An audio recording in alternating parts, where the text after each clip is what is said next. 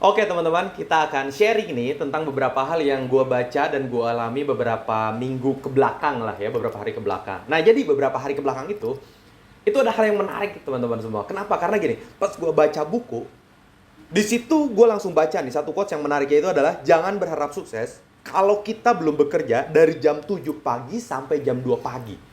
Padahal itu kondisinya adalah gue belum istirahat satu kurang lebih sampai 2 bulanan lah ya. Jadi Sabtu minggunya kepake terus, jadi belum istirahat sama sekali. Dan waktu itu gue berencana untuk malam hari beristirahat, nyantai gitu kan, di luar rumah. Sambil baca buku gitu. Ternyata pas gue baca buku, di situ langsung quotes itu ya yang gue baca pertama kali. Jadi jangan berharap sukses kalau kita belum bekerja dari jam 7 sampai jam 2 pagi. Nah, dari situlah pas gue baca langsung kerja lagi nih kan ya. Nah, jadi teman-teman semua, ternyata dalam buku tersebut ya, setelah gue baca lagi ya, lanjutin bekerja ya, baca lagi gitu kan. Ternyata ada 3 mental yang bisa menghambat kita untuk bisa sampai ke kekayaan atau kesuksesan kita. Mental yang pertama itu adalah mental secukupnya. Oke, mental secukupnya. Jadi, kita itu ternyata tidak boleh secukupnya. Kebanyakan dari kita itu secukupnya aja. Bikin video gitu kan, pertama kali teks secukupnya, ya nggak bisa secukupnya gitu kan. Kerja secukupnya, berharap akan indah pada waktunya, ya nggak bisa juga gitu kan. Kemudian bisnis juga secukupnya, nggak bisa secukupnya teman-teman semua. Setiap hal yang kita lakukan itu nggak bisa secukupnya. Bisa, tapi hasilnya nggak akan maksimal. Ya, bisa tapi hasilnya nggak akan maksimal. Itu kalau kalau lo dapet luck ya, dapat keberuntungan dari Tuhan gitu kan, baru tuh bisa secukupnya kemudian dapat yang luar biasa gitu kan. Atau lo punya punya punya ayah ya, lo keturunan Raja Jawa, lo baru bisa tuh ya secukupnya gitu kan ya. Tapi ini kan nggak bisa. Kita nggak bisa secukupnya teman-teman semua. Modal kita ya satu, kerja keras dan kerja cerdas ini ya teman-teman. Oke? Jadi nggak bisa secukupnya. Secukupnya ini termasuk dalam kita bekerja ya. Bekerja kita kalau misalnya kita kerjanya gitu-gitu aja secukupnya nggak akan dapat hasil yang maksimal juga. Jualan juga kita berharap, wah jualan saya bisa sukses gitu kan. Tapi kita secukupnya gitu kan. Melakukan hal yang sama setiap harinya, terus berharap dapat pelanggan baru. Kalau melakukan hal yang sama dan nggak maksimal, cuma secukupnya, kita nggak akan dapat yang luar biasa. Ya, nggak akan dapat yang besar. Dan itu yang gue rasakan sekarang. Ternyata selama ini gue cuma secukupnya aja gitu kan. Setelah gue ngerubah sedikit aja, dengan tidak menjadi secukupnya, itu hasilnya luar biasa teman-teman ya.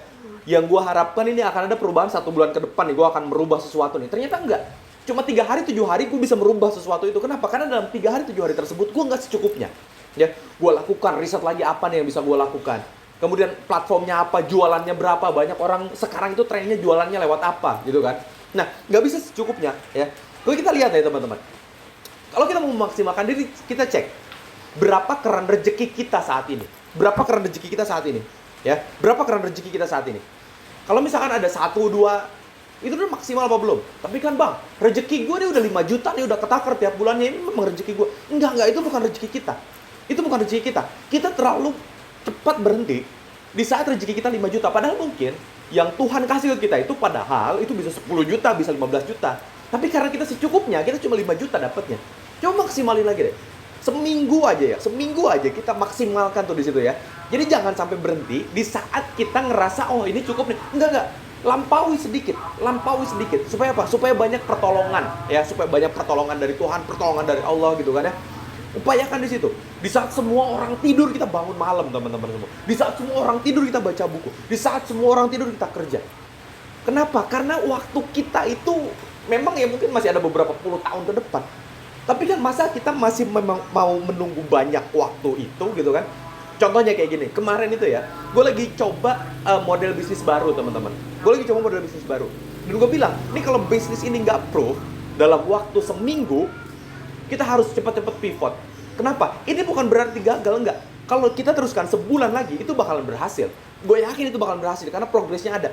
Tapi ini 1 bulan itu kita nggak punya waktu sebanyak itu. Ya, kita harus cari bisnis yang memang 7 hari itu bisa kelihatan. Ya, kelihatan hasilnya, kelihatan proyeksinya. Gitu kan. Nah, jadi nggak bisa secukupnya teman-teman ya. Cek coba keran rezeki teman-teman berapa, maksimalkan lagi. Ya. Sekarang kita cek hari-hariannya. Ya. Kita bekerja berapa hari per jam? Kita bekerja berapa jam gitu kan? Ya, berapa jam per hari?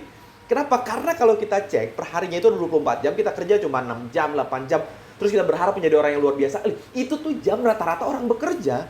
Jadi kenapa kita berharap sesuatu yang luar biasa, sementara kita melakukan hal yang biasa orang lakukan?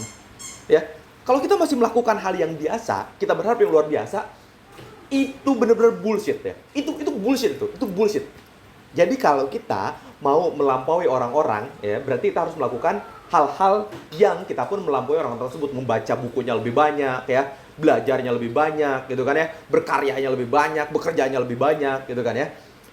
Termasuk juga kerja pintarnya. Jangan lupa di situ ya. Nanti kita bahas di bab selanjutnya.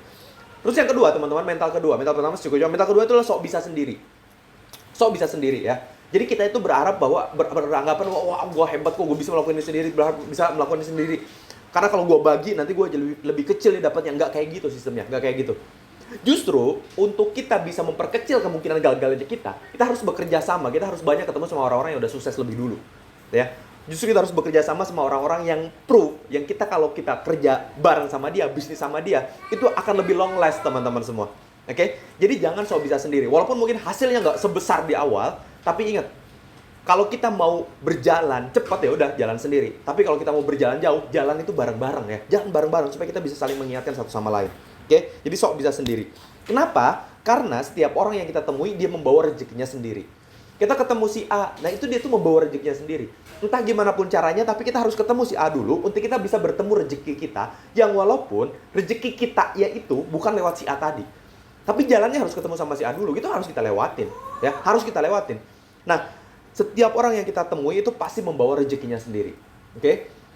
Siapapun, tim kita, anak, ya kan, pasangan, ya, keluarga, silaturahmi ke teman, dan lain sebagainya. Setiap orang kita temui, yakini dia tuh membawa rezekinya sendiri. Itu udah pasti itu udah pasti 100%, udah pasti 1000%. Kenapa?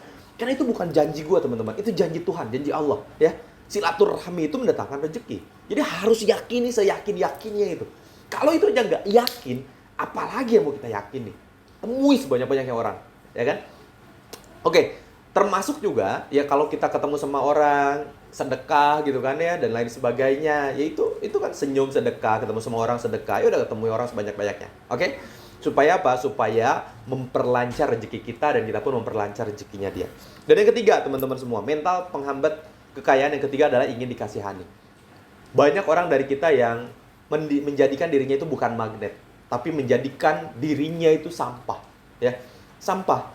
Kenapa? Karena kayak aduh gue harus ketemu sama dia nih, kita kejar, terus kita chat, terus dia berharap mau kerja sama. Bro, kalau lu orangnya terpercaya, nggak perlu kita ngejar seseorang, ya. Orang itu pasti yang nyari kita. Asal apa? Asal kita itu bikin branding, ya, dan kita itu bikin integritas bahwa kita ini memang kerjanya bagus, bisa diandalkan, bisa dapetin sales yang banyak, bisa dapetin komunitas yang banyak, bisa membantu yang banyak. Kita tuh nggak perlu approach berkali-kali dulu gitu kan, ya kan? Kalau kita memang bernilai orang yang nyari kita, makanya yakini kita itu magnet. Gimana cara mempertajam daya magnet kita? Mempertajam daya magnet kita itu ya dengan baca buku, dengan memperbanyak knowledge kita, ya lewat nonton-nonton video YouTube yang bermanfaat dan lain sebagainya. Jadi jadikan diri kita itu magnet. Kita tuh bukan sampah, kita tuh magnet. Kita menarik kekayaan, kita menarik kebahagiaan, kita menarik orang-orang baik, kita menarik uang, ya, kita menarik kebebasan finansial, kita menarik setiap hal teman-teman semua. Dan itu harus di-switch langsung. Karena gue ngalamin sendiri. Jadi waktu itu, gue kayak berharap, aduh, siapa lagi nih ya yang gue temui ya? Siapa lagi yang gue temui? Siapa lagi yang gue temui? Siapa lagi yang bisa ngebantu gue? Itu capek.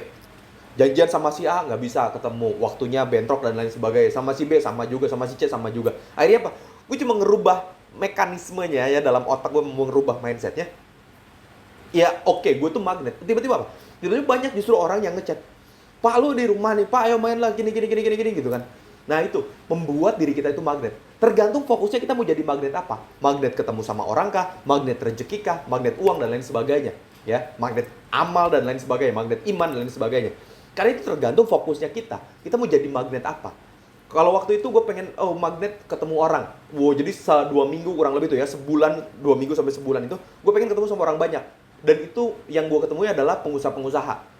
Nah, gue pasang mindset itu dan kejadian 2 minggu itu bertemu sama orang berturut-turut, bahkan dengan janjian atau dan bahkan tidak dengan janjian sekalipun. Setelah itu, oke nih, udah works nih. Selanjutnya adalah gue pengen magnet uang, ya kan? Magnet uang gimana pun caranya gitu kan. Ya udah, saya serahkan ya Allah nih magnet datanginnya seperti apa. Tapi gue yakin gue bisa mendatangkan uang tersebut gitu kan. Ya udah, pasang tuh magnetnya, ya. Magnet uang tersebut akhirnya apa? Mendatangkan uang datang ke kita.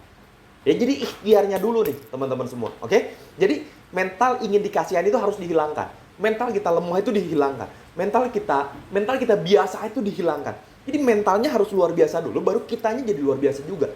Jangan karena, wah gue baru lulus kuliah, wah gue ini staff levelnya, jangan kayak gitu.